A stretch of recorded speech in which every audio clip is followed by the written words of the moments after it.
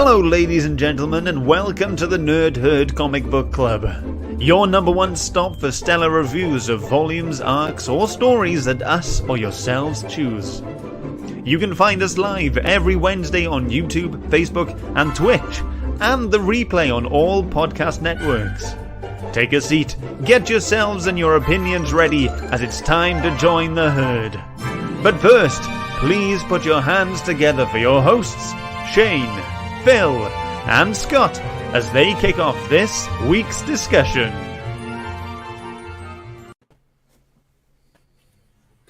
Ahoy hoy and welcome to the Nerd Herd Comic Book Club. I'm your host this week, Shane, and I'm joined as always by the awesome Scott from Scott's Shelf. Shemai everyone, how you doing? And filling in for Phil this week, we have Martin from Sonic's Comics. Hey everyone. Thank you for stepping in. No this week is my pick, and I have chosen Preludes and Knock Knock Jokes. Harley Quinn Preludes and Knock Knock Jokes from 2000. Written by Karl Diesel, art by the amazing Terry and Rachel Dodson, and letters by Ken Lopez. Yes, this is obviously it's my pick. Was there any doubt that it was going to be my pick? Look, I've got my girls watching me every week from the shelf behind. She's there behind you going, where the hell are you going to pick me? I've picked a Harley Quinn book before. I picked Mad Love. I think I'm in the top 10 with that, actually. You are, yeah.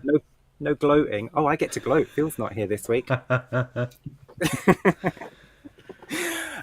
So before we meet the herd, I'm just going to give a quick synopsis. Then we'll meet who's in the chat, and then we'll see what everyone thought of the book. Okay? Cool. So, Harley Quinn Preludes and Knock Knock Jokes. So, after Harley breaks the Joker out of Arkham, he plays injured and leaves his latest scheme to Harley to complete. Unbeknownst to Harley, Joker has a new deadly joke up his sleeve that has a killer punchline.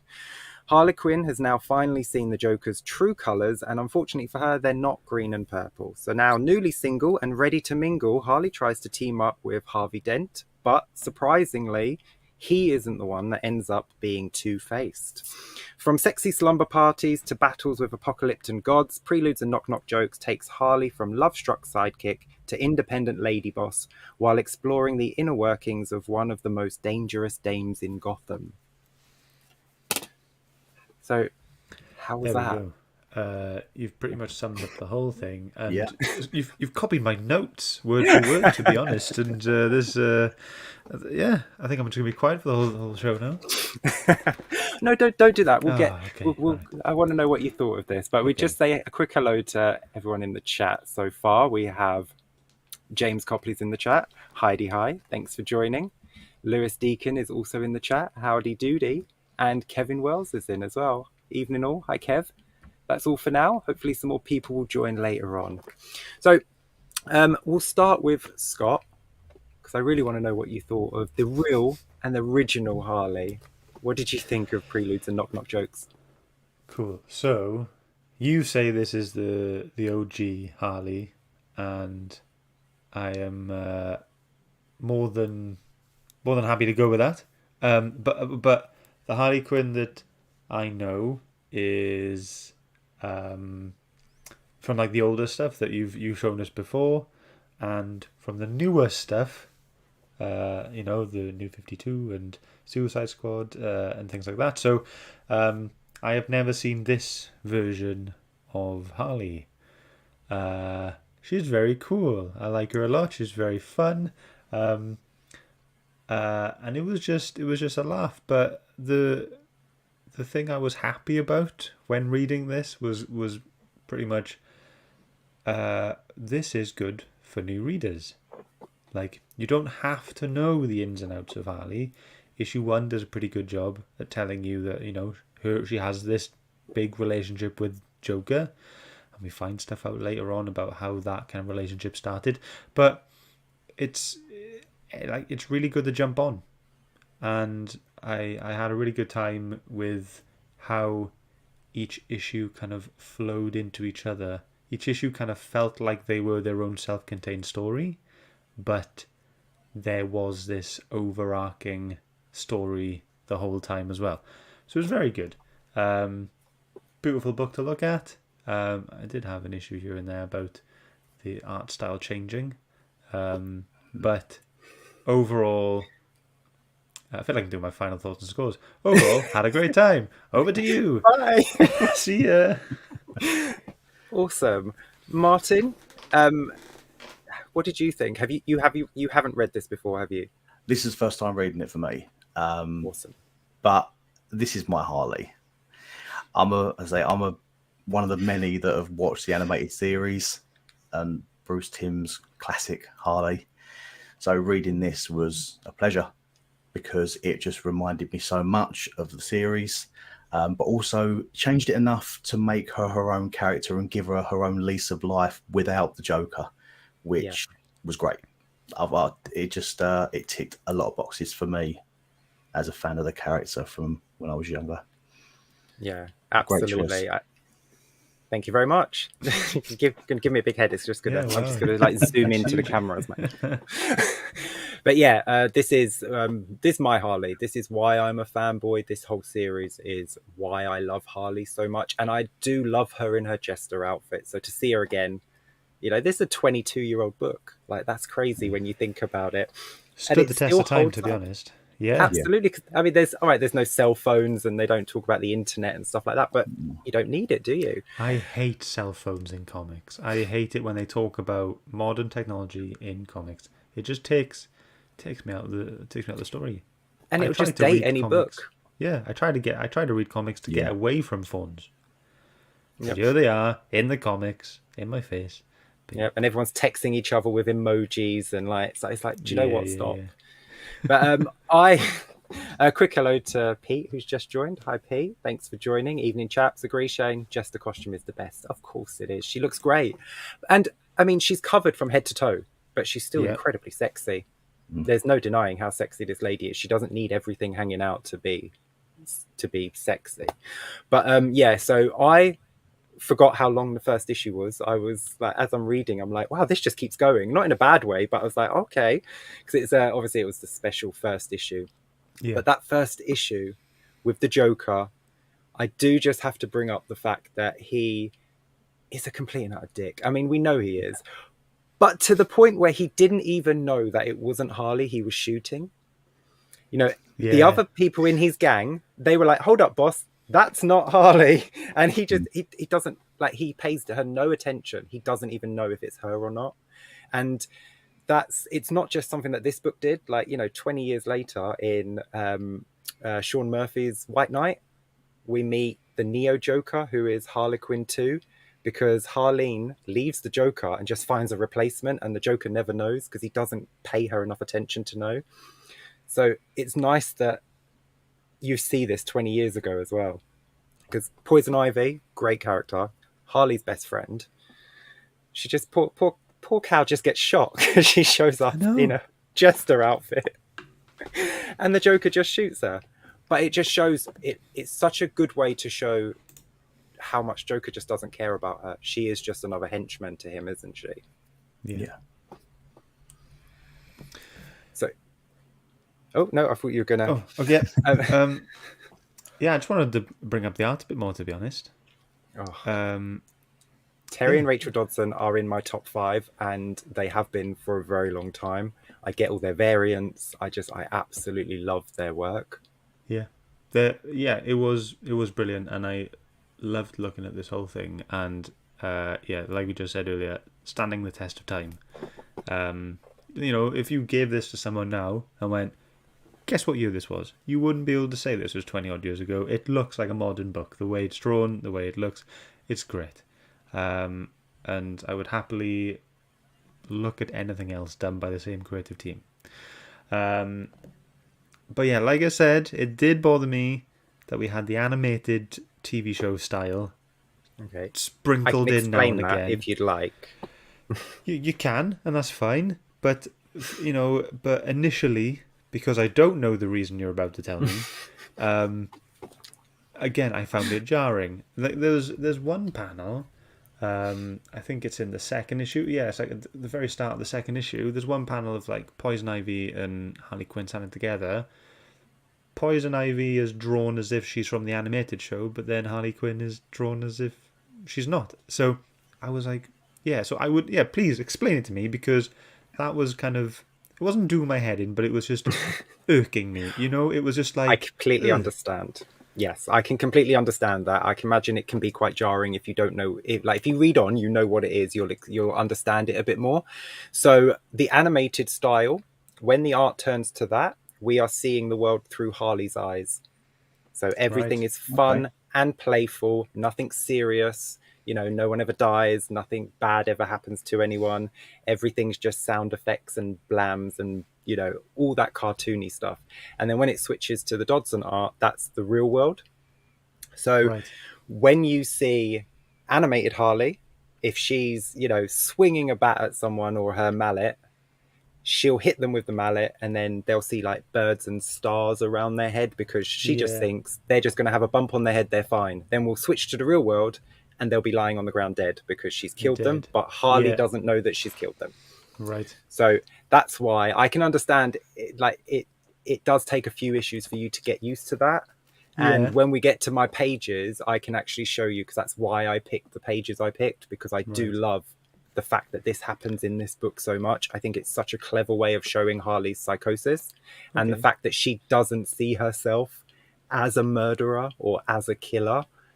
And it makes her character that much more interesting when she does what she does. So this isn't explained until how far? I would say, well, issue 5 pretty much shows you what it is. When I show you my page, you'll Okay. understand. Fair enough. So Okay. I think by the time it gets to issue 5, you'll completely understand what we're seeing and how it works. Fair enough. See, I never picked up on that either. So I'm with Scott on that. I never picked up on that, but it's made me, just you saying that now, it's made me appreciate this book on a whole new level.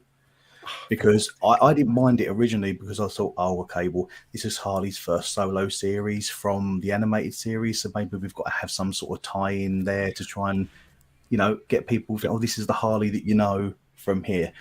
I didn't even click to the fact that it's to do with through our eyes. So Yeah. I will No. read this again just to You know, I can because completely understand. we've seen this kind of thing happen before in other stories we've read, where a random page or two will just be in a completely different art style, and then back to normal programming, isn't it? But so that's just all I was thinking of. It was just we were having this thing again where another artist just did a couple pages here and there, and that was that. But now, yeah, now that you said that, like Martin said, it's kind of it's brought that kind of appreciation a bit more, and it's clever, you know, Yeah. for them to go, oh, you know, yeah, we will use her psychosis, we'll use her mental instability, and we'll represent that by having a more cartoony, fun art style.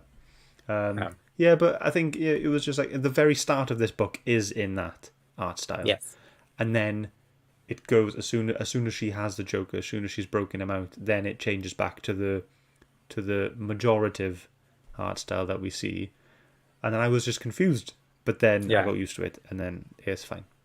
Because at the start, she's gone full Harley mode. She's gone into Arkham and she's blasting everyone, but it's in the cartoon style. So it's like ribbons and it's glitter and it's like the Birds of Prey scene when she goes to the police station.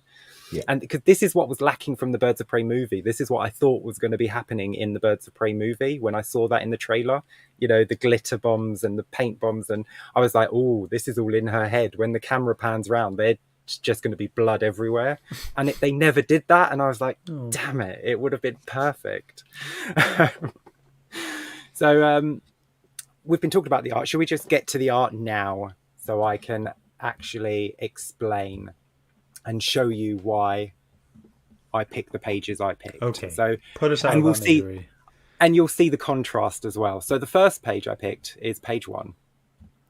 This is Harley fighting one of her quintets. She was the computer girl, and she turns on Harley when Margot, yes, she turns on Harley when the Riddler's men come in, and they have a fight, and Harley shoots at her. She misses. Turns out the blast that she fired had a bomb in it. So this is the animated style that you're seeing. You know, it's very overly cartoony. So if you look at the bottom panel, Margot has stars and birds floating around her head, and Harley's talking to her like she's going to be fine. Well, when we go to the next page, if you look at the first panel, Margot is very, very dead. Okay. Yes. She Okay. is done. But to Harley, in Harley's mind, she has just knocked her out. You know, it's very cartoony. She's going to be fine. So you see the shift there in that page. See, Harley is still cartoony at the top. Yeah. She's still cartoony in the middle, but then things get serious down the bottom, and she's back in the real world. Yeah. So that's another thing that I love about this book is how they do that. Yeah. Yeah. And so they've merged both art styles into a single panel or a page. Yeah. Okay. Very clever. Yeah. That's good. You win.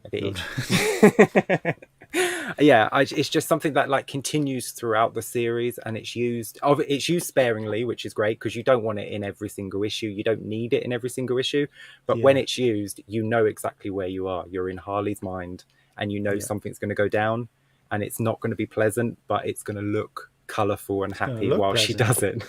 Yes. Yeah, won't be pleasant, but it'll look it. Yeah. Scott, how about your page? Oh yes, okay.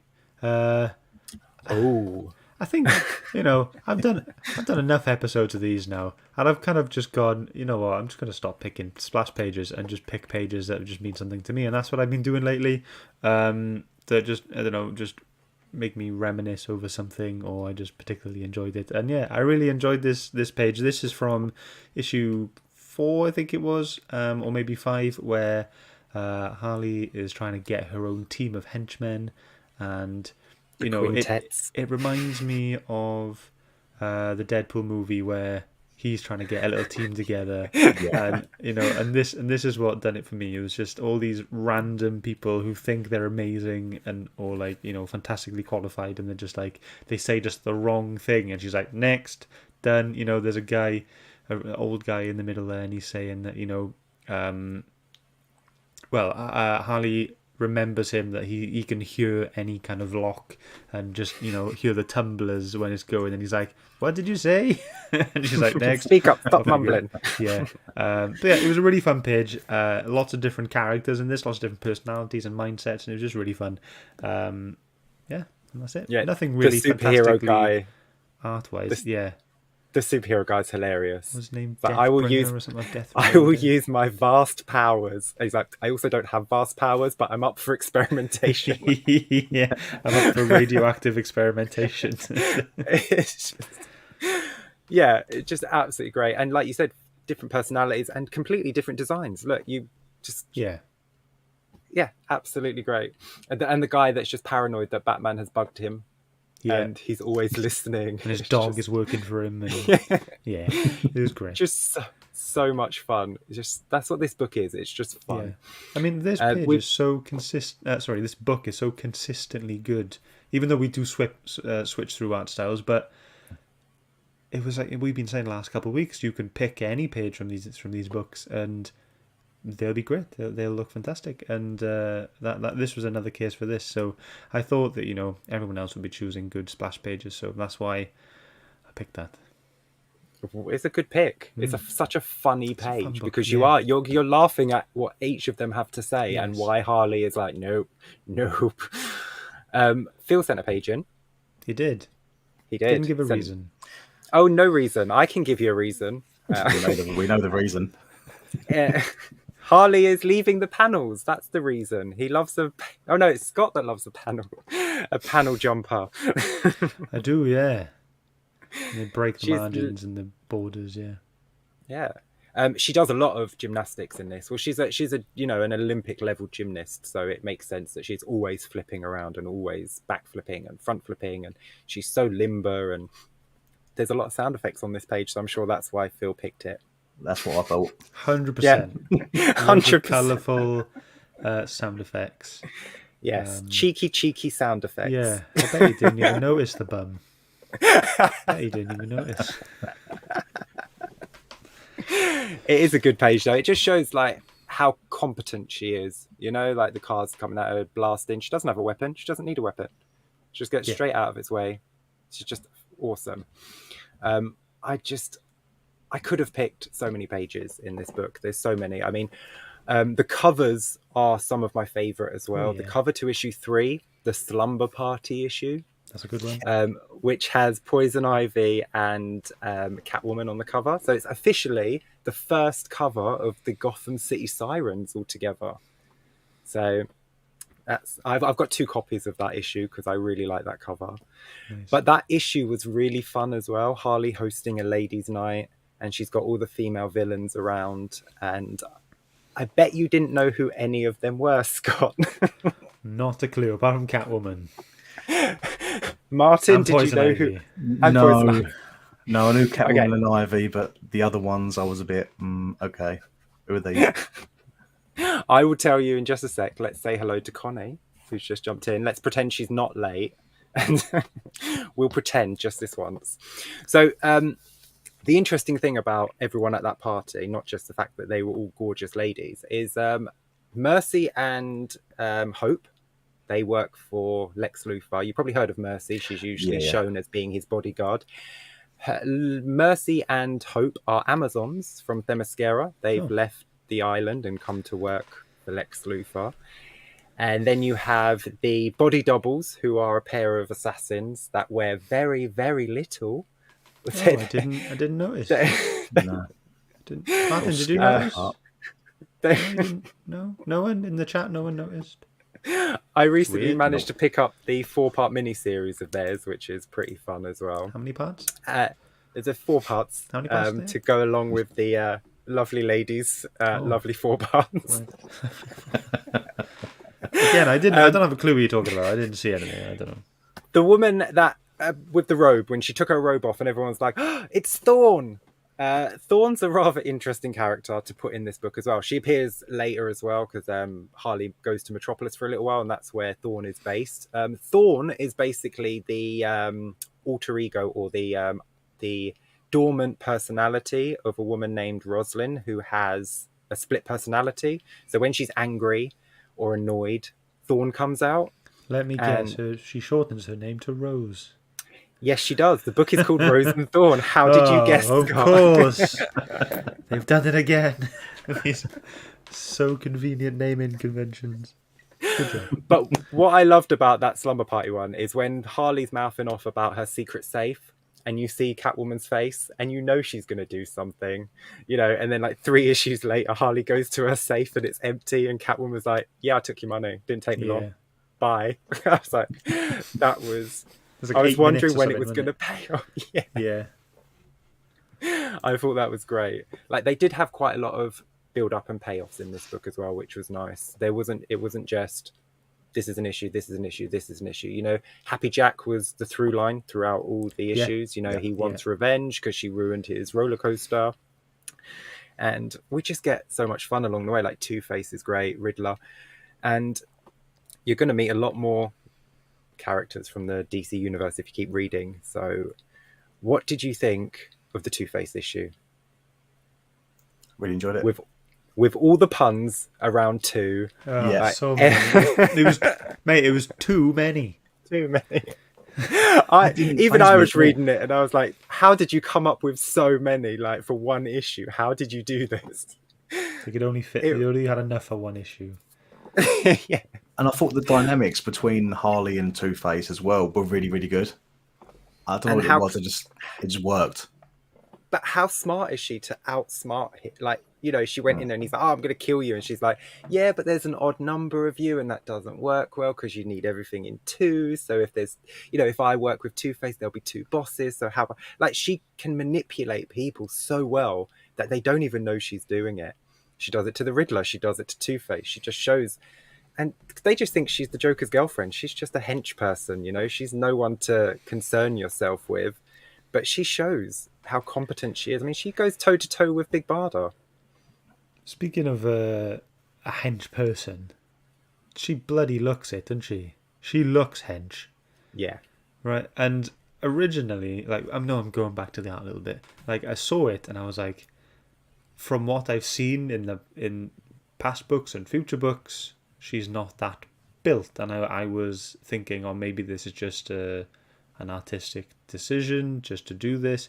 But I was really happy that they clarified it later on in the story, where they said that Poison Ivy had made her a little concoction of something that didn't quite give her superhuman abilities, but they gave her abilities that would leave Olympians in the dust. That's what they said. Yeah. So, but she is built.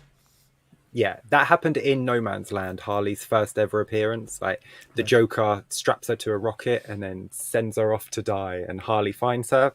Sorry, Ivy finds her, Yeah. nurses her back to health, and gives her the concoction that makes her Hench immune to potion. all toxins as well. So she's immune. Ooh. She's now immune to Joker gas. So the Joker can't. You know, Ivy tries to get Harley away from the Joker as much as she can. Yeah. You know, like, so now she's taken a threat away at least. You know, she's made her. She's more powerful. She's stronger than the Joker now. She's at peak human conditioning, and she can take the Joker. So Ivy has tried everything she can. Yeah. And Ivy is like Harley that. just goes back. Ivy is like that best friend that is always like, no, he's bad for you. Don't go. Don't you dare. Don't you dare. And then they go, oh, I did. And they're like, oh man, what I like. And then like I like, obviously I know there's a relationship between them both in the very, very future, but there's not. I thought there was. Not that kind. Harley not the real Harley and Ivy. No. Fair enough. My mistake. No. But anyway, they do have a very good relationship together. Yeah. Yeah. And it's so nice to read, because Ivy isn't the type of person that says "I told you so" either. When Harley goes back to her, you know, she's just there for her, and they are proper best friends, and it's great.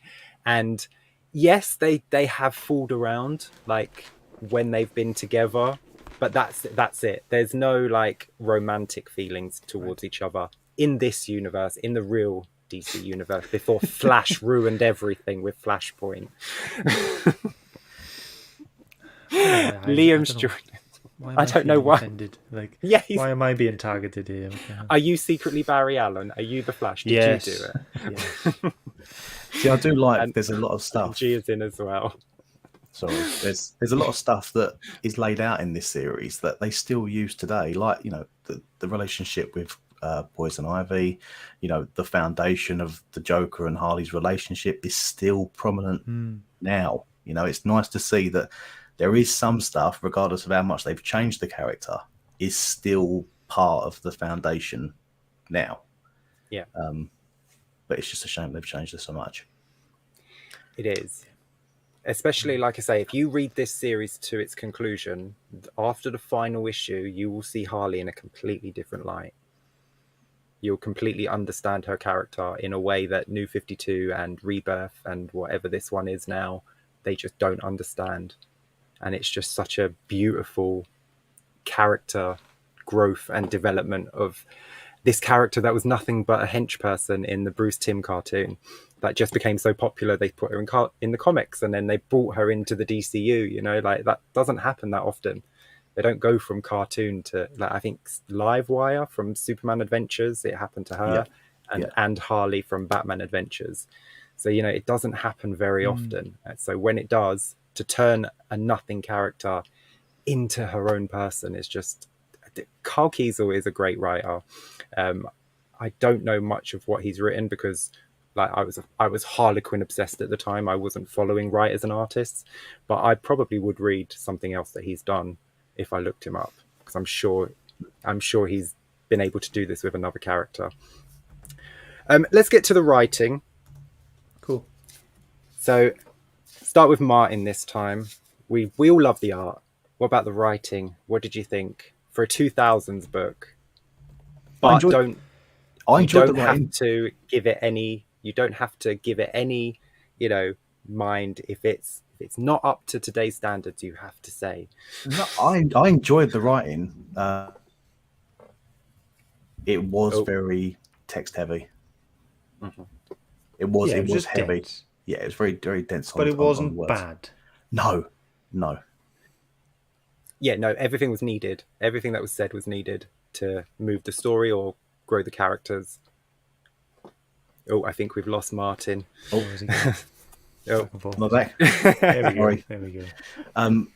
I did in other books we've read before where we felt that, like, the narration boxes have sort of hindered the story. I felt like everything was an impact. Everything it was justifiable for everything to be in it. I didn't feel like I had to focus on certain things to get the best story. I felt like everything mattered, and it was a pleasant read, you know. Awesome. You know, it was Scott? like everything. every issue didn't feel the same. I hope that makes sense. You know, like I said earlier, they all had their own individual story whilst carrying on that overarching thing of Happy Jack trying to find her and get her done for her ruining the theme park. Yeah, like I really enjoyed it, and it wasn't just focused on Harley, was it? You know, we had the episode. We had the issue where it focused on the guy who looks like the Joker. The guy who was like, "Oh, you may recognize me, but I'm not the Joker." Yeah, it just kept saying I love how he said it once, and then he kept getting interrupted. You know, hello, I'm so and so, but don't get me confused with the, and then it just gets interrupted, and that was quite funny. I quite liked that, and then. Every issue had a different kind of style. We had an issue where we focused on the FBI agent and the other two guys that Jack Happy had hired, and it was kind of more of their issue, but it was quite clever because whilst it was their issue, it was still giving us more history about Harley Quinn, because that was the same issue where we see kind of how Harleen, before she became Harley Quinn, wanted to become a psychiatrist to pretty much meet the Joker, and you kind of see the video clip of them getting a bit saucy. That was good. But yeah, so I really enjoyed it. It felt fresh every issue, and it kept me interested. I've read 5 issues to date, and whilst it was time consuming because of the dense text. Again, not a bad thing. I was happy to go, okay, next, because I was interested in what kind of style we were going to get next time, and and there was always a different big, like, Batman Rogues Gallery person character that's going to be in each issue, and I really enjoyed it, and it was just fun seeing who was going to come next and how they were going to be involved with Harley, and how Harley was going to obviously win whatever situation she was going to be in. Just fun and good and different and varied and great. Good. I agree.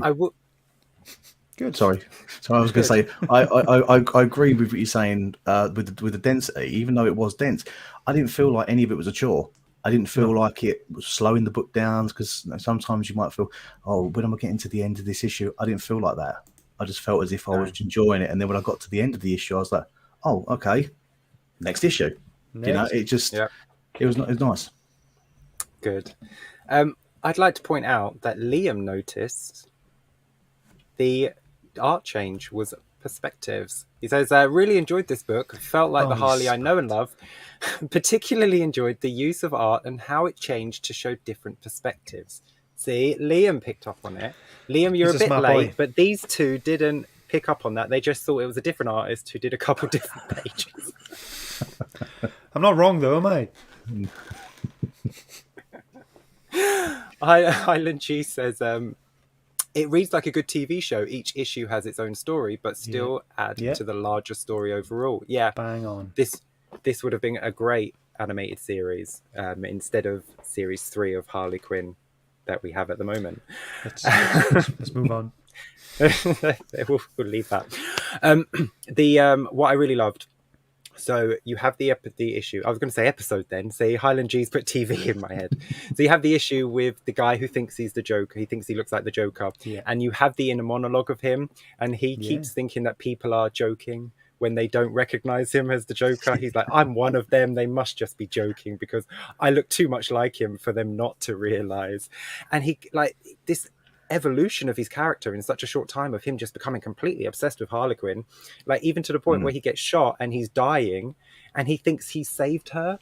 He's like, well, at least Harley's getting away. I saved her. And it's like, I love that. And the fact that they couldn't hold a 5th member of the quintets because every time they got a 5th member, something would happen to them. It became a gimmick, didn't it? After the first one, you're like, okay, they didn't last long, and then the second one, you kind of think, oh, this guy's gonna stay on for the rest of the story now, and then he's gone, and then when what was it, Margot, when she joined, I was like, oh, right, how are you gonna go? Because that's when you get to the third one, you're like, fool me twice, fool on me, or whatever, fool on you. But so yeah, you got to the third one, got to Margot, and she's, like you showed in your pages, she's dead. So then now he even brings it up, doesn't he? He's like, he does, we can't hold on to fifth member. Can't hold a fifth, and I love that kind of, like, it's not exactly fourth wall breaking, but it is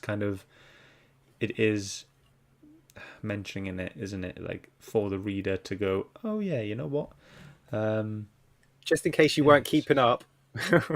Yeah, I wish they does that continue? To me. Does that continue going further on, or is it just like a early start? No, they know how to do a joke in this. You have the rule of 3 with jokes. You can do it once, it's funny. You can do it twice, it's funny. You can do it 3 times, it's funny. You do it 4th time, it starts to grate. And they know that in this book. The writer knows, and he doesn't drag it on. That's good. Yeah.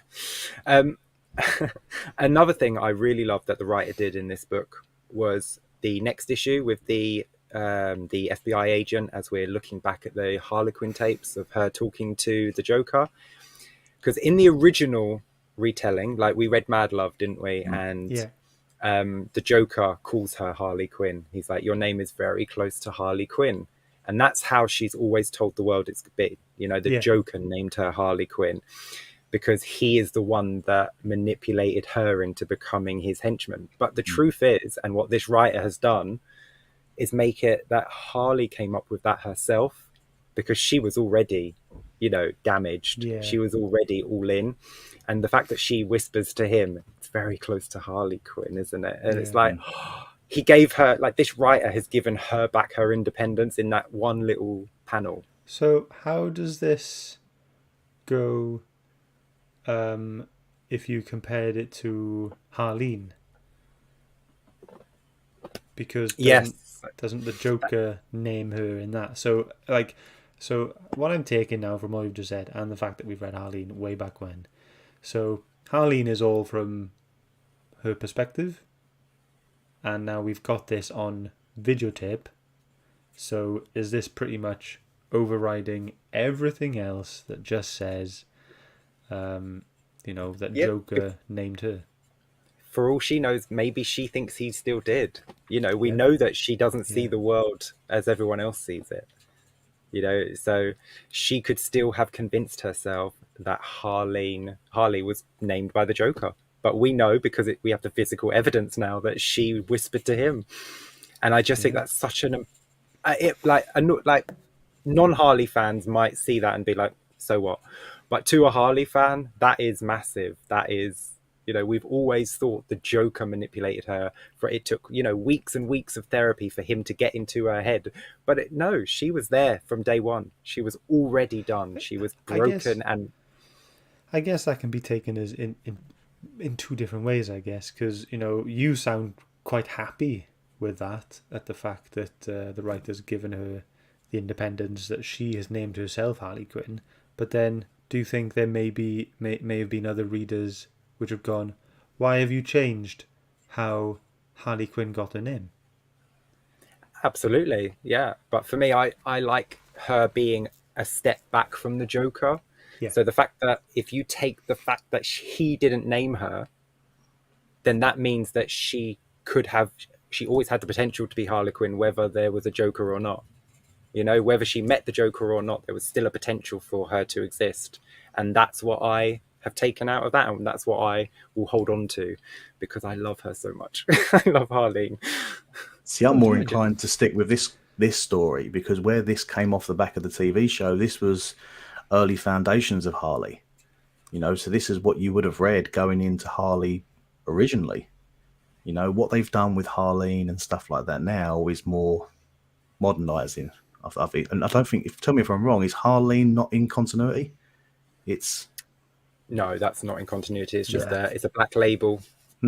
So this is like the first main series. So I would probably say this is more of what it really is, which is nice. I agree with you. It's nice to know that there are these different perspectives. That was, Joker didn't give her the name. She just needed that acceptance, that acknowledgement of him to sort of give her that push, which is Yeah. cool.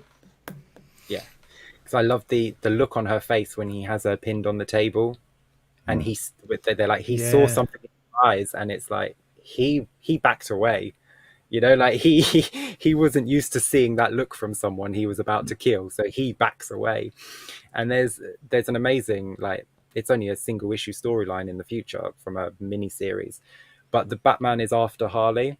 It's Valentine's Day, and she wants to, go. She breaks out of Arkham because she has to go spend Valentine's Day with the Joker. And Batman says in the book, he's like, at times she can be more dangerous than the Joker, because not only is she crazy, but she's in love.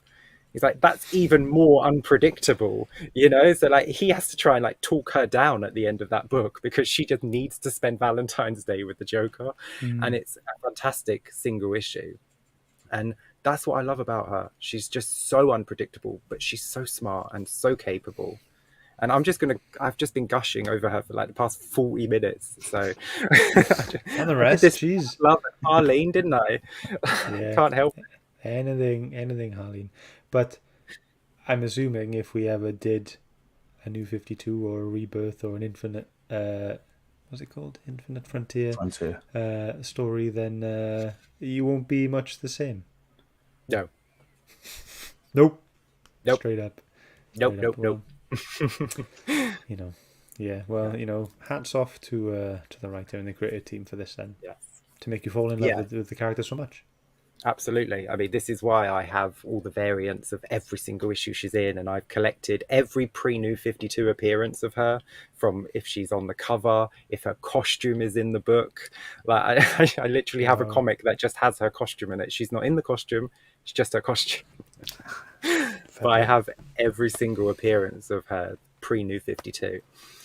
So, what was your favorite issue? Like, I know there's a through line, but you can enjoy them separately. So if you were reading them month to month, you could enjoy them with the gap in between.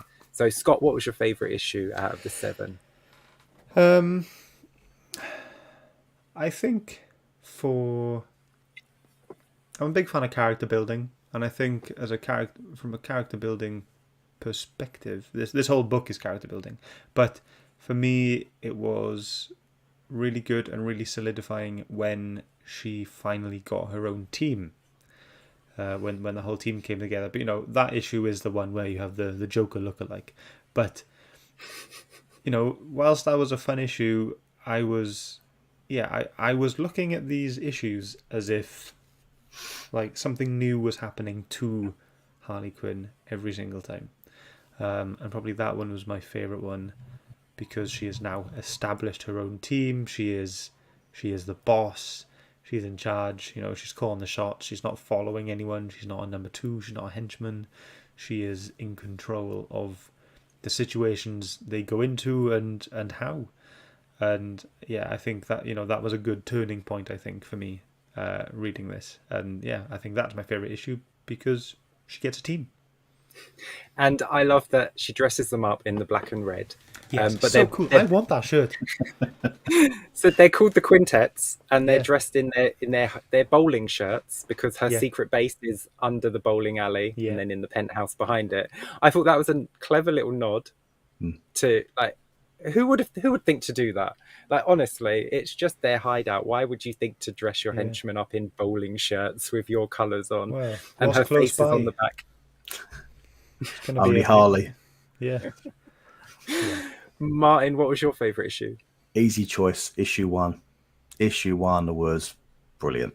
Loved it. From the breakout of Arkham to the dysfunctional Joker relationship to her breaking away from the Joker. I loved the little bit in the amusement park as well, because I got sort of like Adam West Batman vibes from the actors. I thought that was fantastic. Even with like some of the comments that Robin was making, the whole like G Willikers sort of comments, well, that was brilliant. It just had me all the way through. It drove me to want to get to the next issue. It just it's one of those ones that I could just read over and over again. Fantastic issue. awesome. For me, I said it was the slumber party issue. I just enjoy the silliness of Harley just throwing a super secret slumber party for just the femme fatales in the city. And apparently she put this invitation online with something so dark and twisted that only bad guys would get and know where the location is.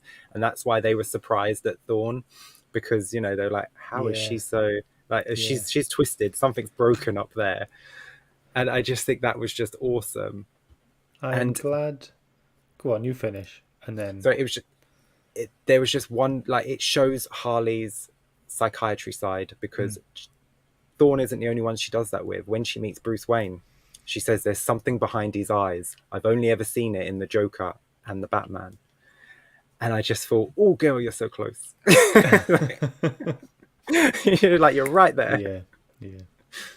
So whilst you're on that issue, I have an issue with how the end of that issue ended. Yes. So she kind of, I don't know, makes like this bet, doesn't she, that she can kind of like beat anyone and she'll challenge the gods or something like that, wasn't it? And then all of a sudden this big explosion happens behind her, and then you have the female Furies standing behind us, you know, kind of being like, who summoned me? Who summoned us? The female Furies, blah, blah, blah. And she was like, oh, you know, it was me. And then it sounded like there was going to be like this big challenge fight, some sort of conflict, something was going to happen between Harley and the female Furies. But then you turn to go to the next issue, and it's just business as usual, and it's just her and her henchman going off to do something, you know, to go and get the hyenas, isn't it? So I was a bit like, what? Like, where was that? Like, I wanted to see that. Why did they bring this powerful team of female characters and then not have anything happen in the next issue or any issue after that for the rest of this volume? Yeah, I think it was just an open invitation to the slumber party. Like, she just invites them to the slumber party. Lashina asks if there's pizza, and the issue finishes. So I think I think the first time you're reading it, you're like, oh, Harley's going to go up against the female Furies. This isn't going to go well, but at least she's got a house full of villains to help her. But yeah, then it just jumps. I can see how that could be quite jarring, but I do think it was just an extra few ladies to throw in at the end of the issue. Right, okay. But I thought it was it was a nice nod to show how far Harley's reach has gone, because it's even gone to Apocalypse that has brought the Furies down, you know. That's how I took it. I didn't take it like there was going to be anything beyond that. I just thought, I didn't take it that they came to fight. Yeah, they didn't come to fight. I think they saw the invite, and they just showed up for a girls' night. I think it's funny. Did like Imagine. it. Yeah. The female Furies like, oh, good, girls' night, woo.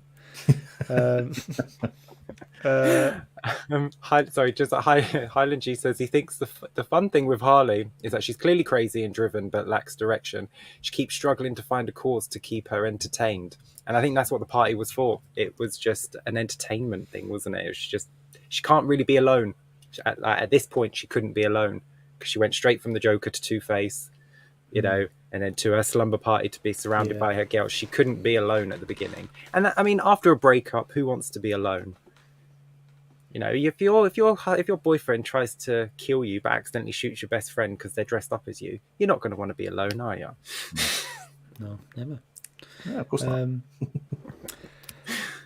I feel like we've slightly touched on every issue, apart from when they're trying to rob Wayne Manor. I love that issue. We've talked about all the other ones. We may as well talk about this as well. Yeah. So Harley wants to rob Wayne Manor because she's like, well, it's where all the money's at, isn't it? He's rich. We'll go in. We'll rob Wayne's Manor. So it's lucky for them, it's a fancy dress party. So Harley goes in costume as Harley Quinn, introduces herself to Bruce Wayne, but he doesn't click that it's Harley. Like, he's fought her in the past. Yeah. How does he not get that it's her?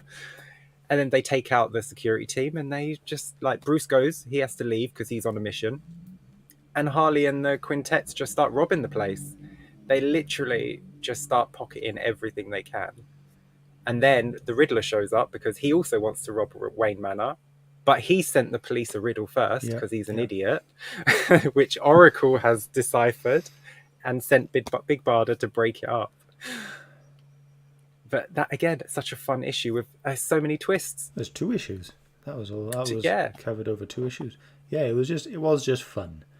You know, thinking over it, even though, you know, the last issue was, you know, standard length, not a lot happened. Like, you could summarize that issue quite quickly, but again, it's not bad.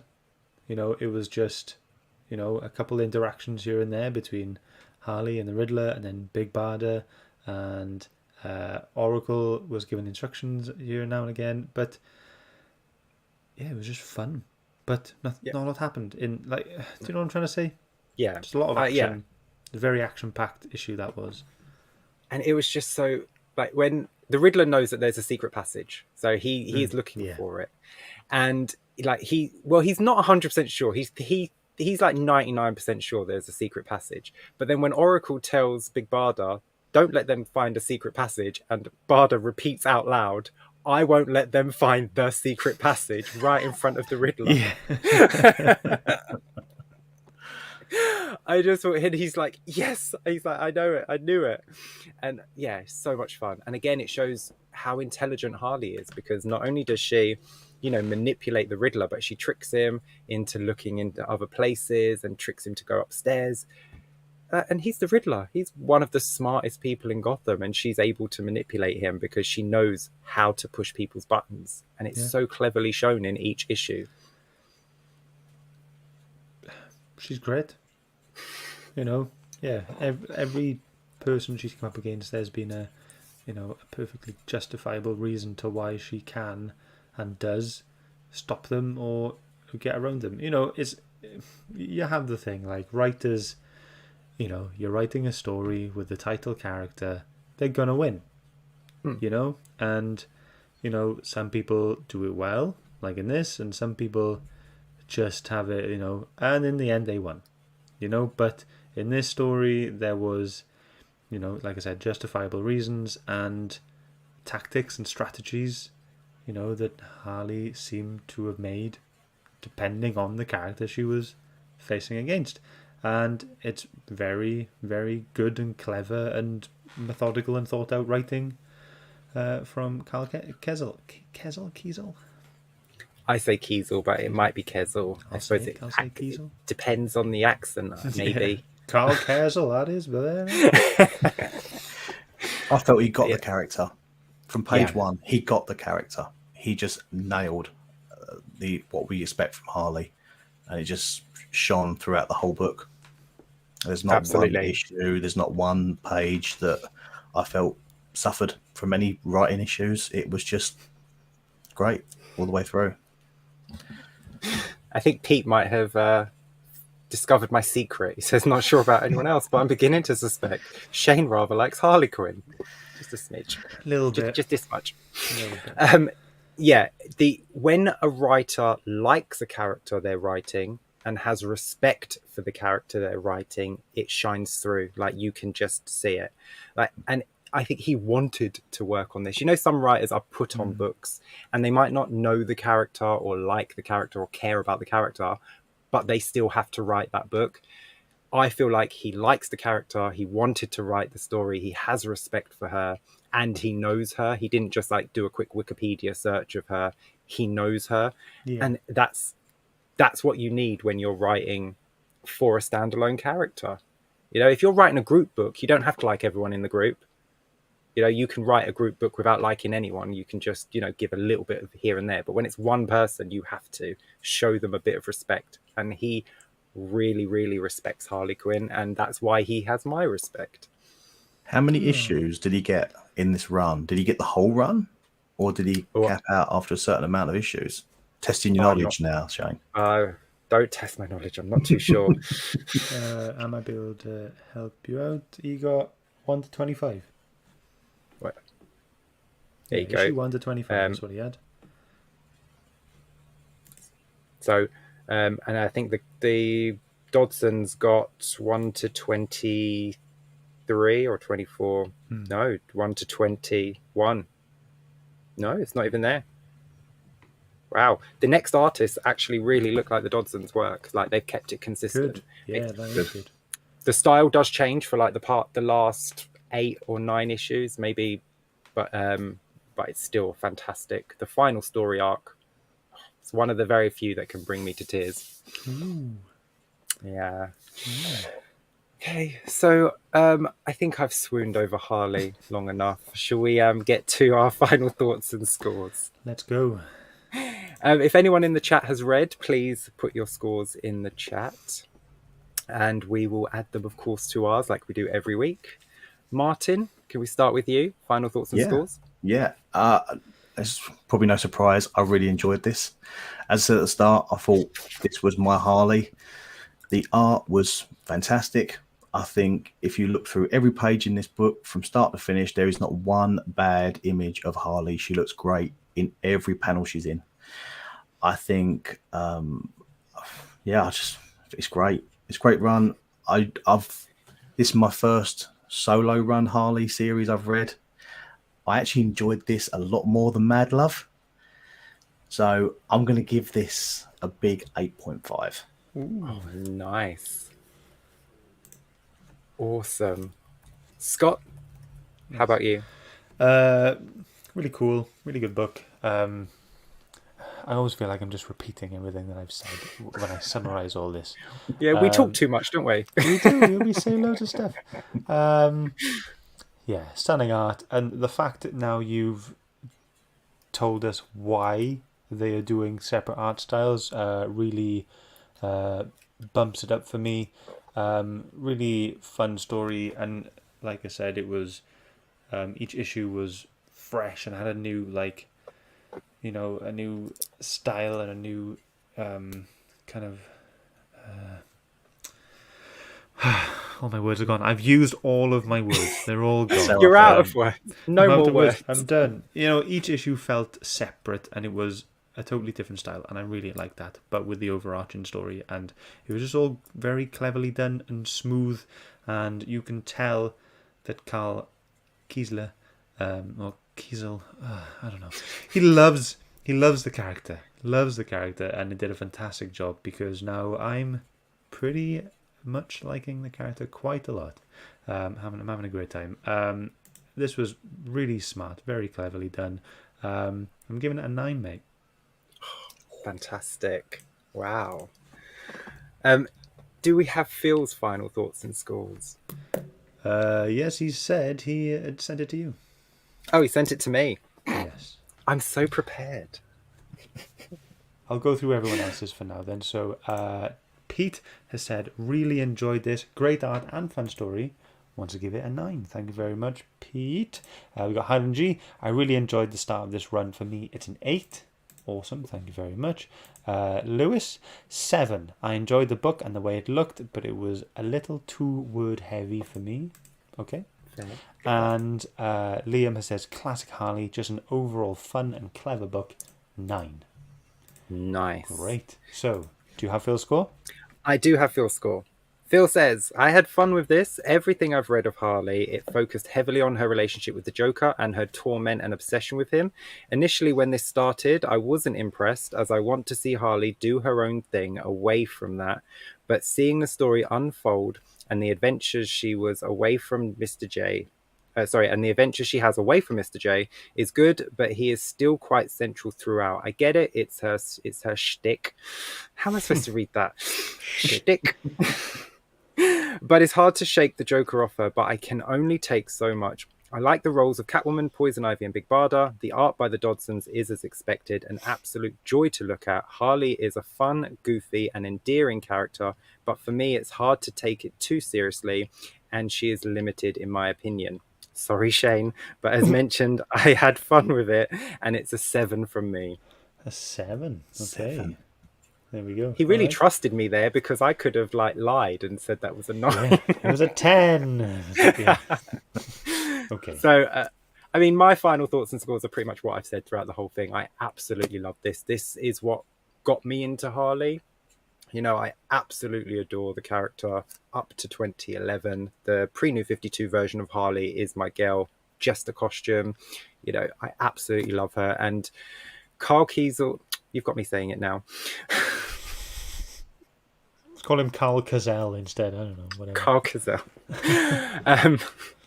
Really did a phenomenal job with the character in the beginning of this book to make her a separate character from the Joker. She doesn't need him. Obviously, people are going to think of Joker and Harley together because that's how it is. But by the end of this book, you won't. I can promise you that if you stick with it. She's fantastic. The art's great. The Dodsons are in my top 5, always have been. I love what they do. Their faces are gorgeous.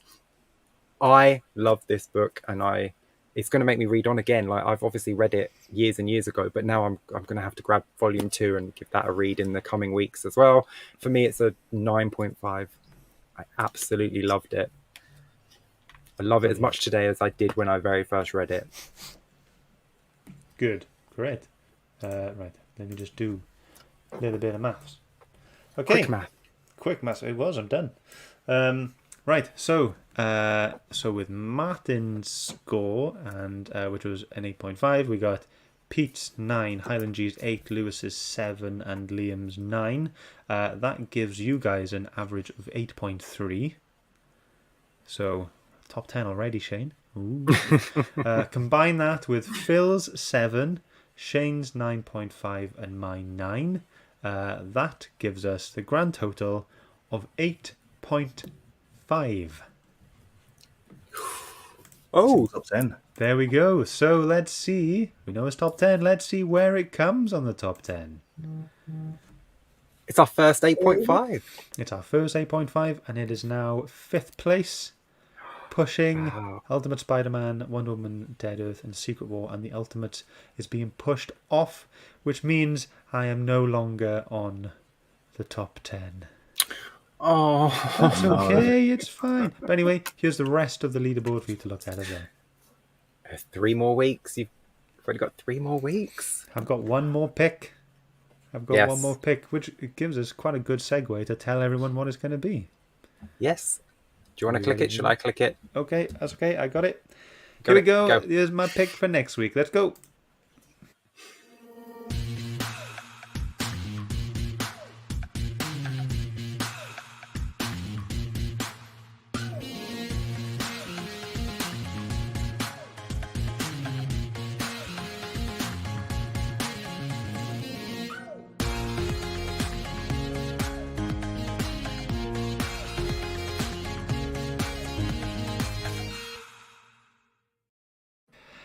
So, for everyone listening on the podcast, I have picked Paper Girls Volume 1 purely because it's now become an Amazon TV series, and I've heard a lot of people raving about the books themselves anyway.